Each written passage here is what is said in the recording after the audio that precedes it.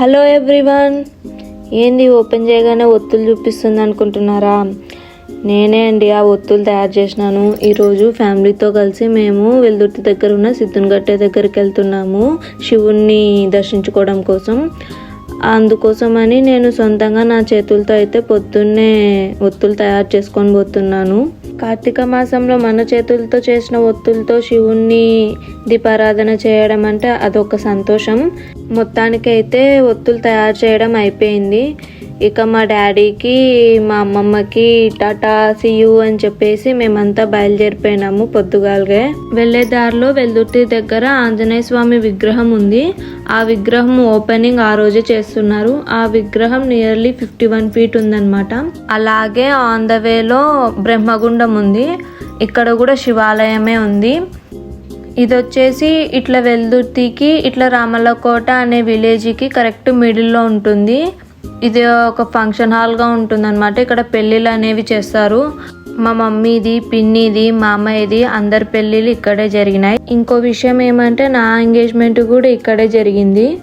ఫైనల్గా అయితే సిద్ధన్గట్ట వచ్చేసినాము.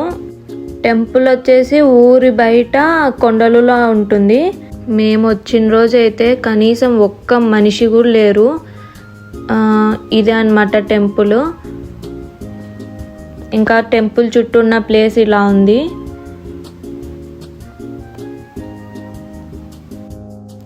ఇలా కొండ లోపల్లోకి వెళ్తే టెంపుల్ కనిపిస్తుంది మనకి. మనుషులు లేరు కానీ కోతులు మాత్రం మస్తున్నాయి ఇక్కడ వాళ్ళు ఏమనుకుంటారంటే ఇక్కడ ఉన్న శివుడు చాలా పవర్ఫుల్ అని, మనం ఏమైనా కోరిక కోరుకున్నా అది వెంటనే నెరవేరుతుంది అని అనుకుంటారు. ఇంకొక స్పెషాలిటీ ఏమంటే ఇక్కడ కార్తీక మాసంలో వనభోజనాలు అనేవి కూడా పెడతారు. మేము వచ్చిన డేకి ముందు రోజే వనభోజనాలు అయిపోయినాయంట. సో అంత క్లీన్గా ఇంకా చేయలేదు. ప్లేస్ మాత్రం చాలా ప్రశాంతంగా ఉంటుంది. అదే గుడి అన్నమాట. ఇక్కడ స్టెప్స్ కనిపిస్తున్నాయి కదా, ఈ స్టెప్స్ ఎక్కి మనం పైకి వెళ్ళినామంటే మొత్తం కొండ పైకి వెళ్ళిపోతాము. అక్కడ చాలా విశాలంగా ఉంటుంది. ఫ్రెండ్స్తో లేదా పెద్ద ఫ్యామిలీతో వచ్చి ఇక్కడ ఎంజాయ్ చేయడానికి చాలా మస్తు ఉంటుంది. మేము ఒకసారి వచ్చినప్పుడు మొత్తం పిల్లలమందరం కలిసి ఆ స్టెప్స్ ఎక్కైతే పైకి వెళ్ళిపోయినాము. దాదాపు ఒక 2 hours పైనే ఉండి ఫొటోస్ దిగి వచ్చినాము. అది ఒక 3-4 years బ్యాక్ అన్నమాట. మన తలపైన అంతా కొండనే ఉంటుంది. మొత్తం కంప్లీట్గా కొండ కింద అన్నమాట శివుడు వెలిసింది.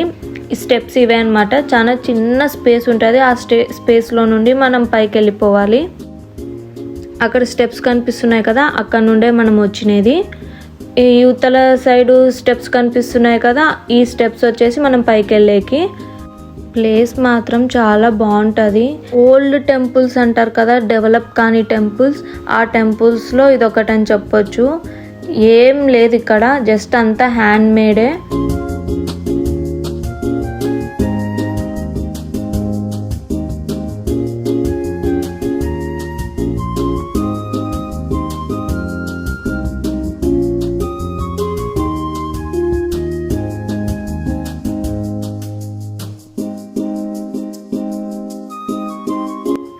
ఈ కొండ కింద శివుడు వెలిసినాడు.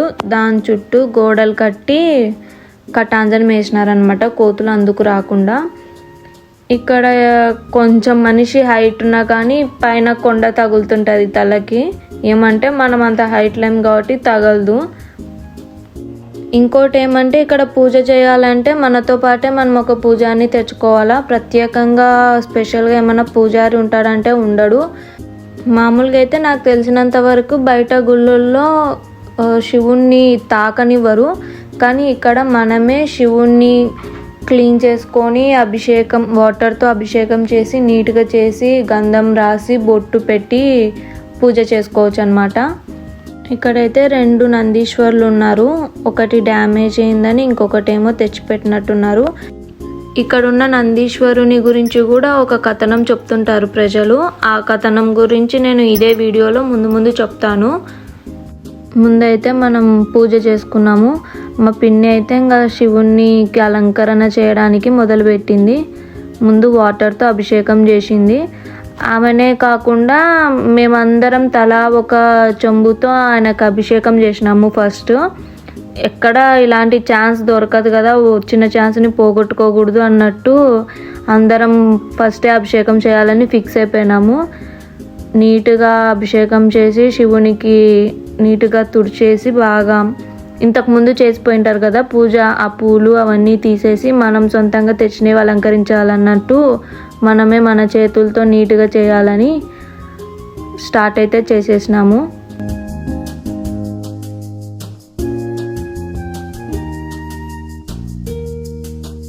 అలాగే పక్కన వినాయకుడి విగ్రహం ఉంది. విగ్రహానికి కూడా ఇంకా అభిషేకం చేసేసి బొట్లు పెడదాంలే అని క్లీన్ చేస్తున్నాము మొత్తం.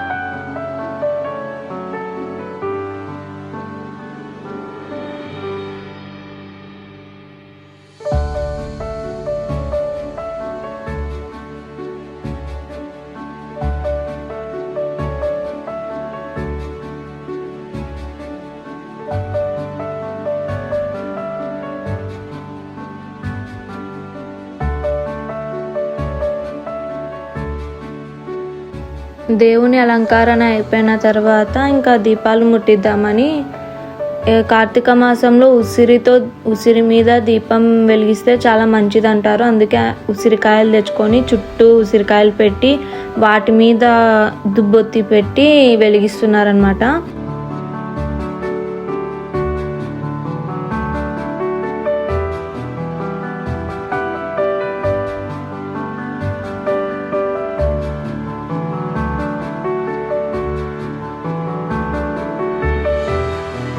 మొత్తానికైతే దీపాలు వెలిగేయడం అయిపోయింది. ఇంకా టెంకాయ కొడుతుంది మా పిన్ని. అస్సలు దీపాలు వెలిగించినాక గుడి ఎంత అందంగా కనిపిస్తుంది కదా. ఫస్ట్ చూసిన దానికి ఇప్పుడు చూసిన దానికి ఎంత తేడా అనిపిస్తుంది చూడండి. అది కాక కొండ కింద కదా, ఏమి లైటింగ్ అందుకు లేనందున ఆ దీపాలు చాలా హైలైట్ అవుతున్నాయి అక్కడ. నేనైతే నందీశ్వరుని దగ్గర నా చేతులతో సొంతంగా తయారు చేసుకొచ్చిన ఒత్తుల్ని అయితే వెలిగిస్తున్నాను. గుడి లోపల ఏం పెద్ద స్పేస్ లేదనమాట, అన్నీ అక్కడక్కడే ఉన్నాయి. సో ఇంకా అక్కడ శివుని దగ్గర అంత ప్లేస్ లేదని ఇంకా నందీశ్వరుని దగ్గర ఒక్క దీపం కూడా లేదన్నట్టు నేను ఆలోచించి నందీశ్వరుని ముందర అయితే వెలిగిస్తున్నాను. ఎక్కువ ఒత్తులు ఒకేసారి పెట్టే లోపల అది తొందర ముట్టుకోకుంటుందన్నమాట. నేను బాగా నెయ్యిలో ముంచి పెట్టినాను. సో ఫాస్ట్గానే ముట్టుకోవాలి, కానీ అన్నీ ఒకేసారి ముద్దలాగా పెట్టడం వల్ల తొందర ముట్టుకోలేదు. కానీ ఫైనల్గా అయితే ముట్టుకున్నాయి. ఇంకా పూజ అయితే చేసేసినాను, అక్కడే నందీశ్వరునికి చేసేసినాను పూజ నేను.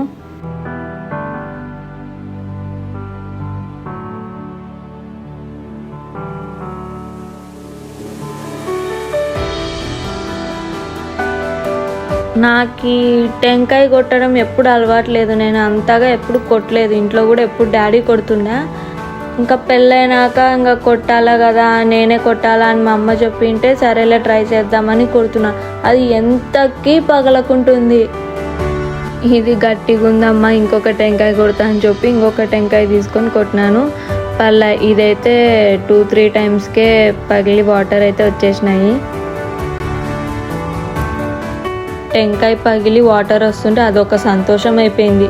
ఇక్కడ ఇంకొకటి ఏమంటే పైన కొండకి క్లాత్తో ముడుపు కడతారనమాట, మాకు తొందర పిల్లలు కావాలి అని.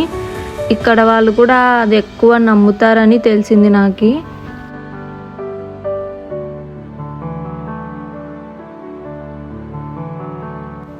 దీపం పెట్టిన తర్వాత నందీశ్వరుడు ఎంత వెలిగిపోతున్నాడు కదా.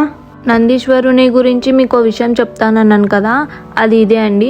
మనం నందీశ్వరునికి చెవులో ఒక మాట చెప్పి, అదే మన కోరిక చెప్పి ఆయనని పైన 2 చెవులు పట్టుకొని ఆ ఫింగర్స్ మధ్యలో నుండి శివుణ్ణి 3 టైమ్స్ చూసినామంటే ఆ మాట గనక నందీశ్వరునికి వినపడింది అంటే మన కోరిక నెరవేరుతుంది అని అయితే ఇక్కడ ప్రజలు నమ్ముతారు. సరేలే ఇదేదో బాగుంది కదా అని చెప్పి నేనైతే నా కోరిక నందీశ్వరునికి చెవులో చెప్పేసినాను. నేనే కాకుండా ఇంకా నాతో పాటు మా పిన్ని, మా చెల్లి, మా అమ్మ అందరు ఇంకా నందీశ్వరునికి మొక్కేసుకున్నారు. వాళ్ళ కోరికలు అయితే చెప్పేసినారు తీర్చమని, దేవుడా మా కోరికలు తీర్చమని. మా పిన్ని అయితే ఆమె కోరిక ముందే చెప్పేసింది, స్వామి నాకు ఏం కోరికలు లేవు, నా 2 పిల్లలకి చదువు బాగా రావాలా స్వామి అని అయితే చెప్పి మొక్కేసుకుంది. ఇప్పుడు కనిపిస్తుందా అండి అందరికీ కొండ ఎంత కిందకుందో? మామూలుగా కొండనే కిందుకుంది, ఆ కొండకి మళ్ళీ గంటలు కట్టడం వల్ల అవి ఇంకా కొంచెం కిందుకున్నాయి. నేను అట్లా ఇట్లా తిరుగుతున్నప్పుడు ఆ గంటలు నాకే ఒక 2-3 టైమ్స్ టంగ్ టంగ్ అని కొట్టుకుంటున్నాయి. పూజ కంప్లీట్ అయిన తర్వాత ఫైనల్ లుక్ ఆఫ్ గాడ్ అయితే ఇదే అండి. అక్కడ మధ్యలో దీపం వెలుగుతుంది కదా, అక్కడ కూడా మా పిన్ని 365 ఒత్తులతోనేమో దీపారాధన చేసింది. ఇంకా ఫైనల్గా అయితే అందరం మొక్కేసుకున్నాము. మొక్కొని ప్రసాదం అయితే తీసుకొని బయట ఇంకా 2 దేవుళ్ళు ఉన్నారని చెప్పినాను కదా, అక్కడికి వెళ్ళాము. అదిగో వెనకాల గంట కనిపిస్తుంది కదా, ఆ గంటే నాకు 2-3 సార్లు తలకి టంగ్ అని కొట్టుకుంది. శివాలయంలో పూజ కంప్లీట్ చేసుకొని బయటకైతే వచ్చేసినాము. అదే శివాలయంకి జస్ట్ ఆపోజిట్లో ఇంకో కొండ ఉంటుంది. ఆ కొండ కింద కూడా చిన్న గుహ లోపల వెంకటేశ్వర స్వామి ఉంటారనమాట. ఆ గుహలోకి ఎవరు పట్టరు, 1-2 మాత్రమే. మా అమ్మమ్మ అయితే వెళ్ళి పూజ చేసేసింది. మేము బయట నిలబడినాము కోతులు వస్తున్నాయని. అవి కోతులు ఏం చేస్తున్నాయంటే మన చేతిలో ఉన్న ప్రసాదము, అరటి పండ్లు వాటి కోసం అవి పరిగెత్తుకుంటూ వస్తున్నాయి. ఇది ఇంకొక గుహ అండి. ఇక్కడ వచ్చేసి మద్దిలేటి స్వామి ఉంటారు.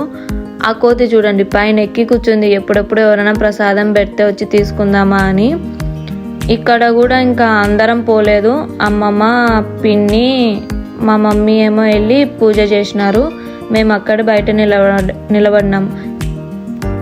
మేము ఎప్పుడెప్పుడు పూజ చేసి ప్రసాదం పెట్టిపోతే వాటిని తీసుకుందామా అని అవి చాలా సేపటి నుండి ఎదురు చూస్తూనే ఉన్నాయి. ఇట్లా మేము పూజ చేసుకొని పక్కకు వచ్చినామో లేదో టంగ్ టంగ్ టంగ్ టంగ్ అని ఫాస్ట్గా దిగొచ్చి ప్రసాదం ఎత్తుకొని వెళ్ళిపోయినాయి. ఫస్ట్ మామూలుగా కోతులు ఒక 4-5 ఉండే. మా చెల్లి ఏం చేసిందంటే బిస్కెట్ ప్యాకెట్లు తెచ్చి ఇష్ ఇష్ ఇష్ అని వేసినాయి. ఇంకా ఎక్కడి నుండి వచ్చినాయి చూడు, గుంపులు కోతులు వచ్చేసినాయి. మొత్తానికైతే బిస్కెట్ ప్యాకెట్లతో ప్రసాదాలతో వాటి కడుపు అయితే అవి నింపుకున్నాయి. చాలా హ్యాపీ. ఇక్కడ ఇంకొక స్పెషాలిటీ ఏమంటే ఇక్కడ కొండలో నుండి వాటర్ వస్తాయి అన్నమాట. ఆ వాటర్ ఎక్కడి నుండి వస్తాయి ఇప్పటివరకు ఎవ్వరికి తెలీదు. ఇంకా దాంట్లో స్పెషాలిటీ ఏమంటే ఇప్పుడు మనం సౌండ్ ఎక్కువ చేసే కొద్దీ ఎక్కువ వాటర్ వస్తాయి, తక్కువ సౌండ్ ఉండే కొద్దీ తక్కువ వాటర్ వస్తాయి. వాటర్ మాత్రం నాన్ స్టాప్గా వస్తూనే ఉంటాయి.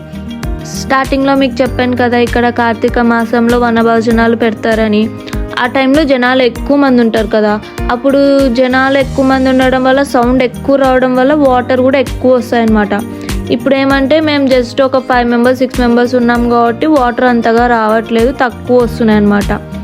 అంటే అక్కడికి వచ్చిన వాళ్ళకి మాత్రం తృప్తిగా వాటర్ దొరుకుతుంది. వాటర్ గురించి ఏం దిగులు లేదు.